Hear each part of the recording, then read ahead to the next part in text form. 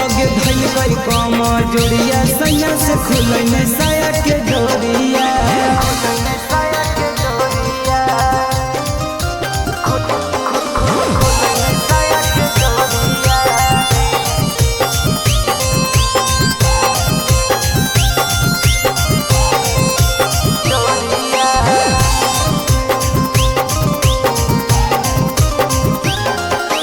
खाना पीना छोड़ के सखी उहे खाली सूझे कबो नहीं मेहरारू के सखी अपन दर्द बुझे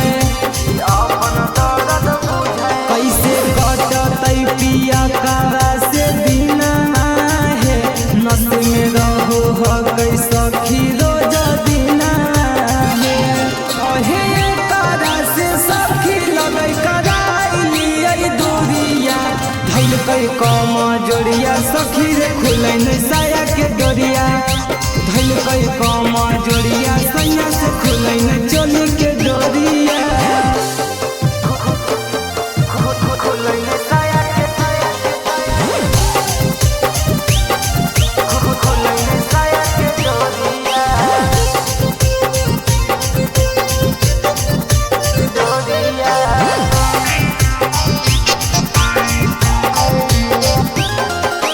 केतनो गाड़ी दिए बाकी आदत नहीं सुधारे भर के चिलम में गांजा सखी ढोरी में तिली बारे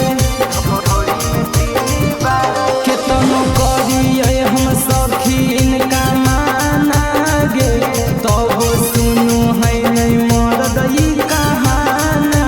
गे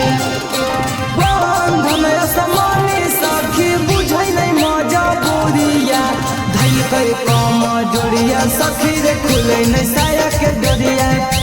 धैल कई कम जोड़िया सखी रे खुलन चोली के डोरिया।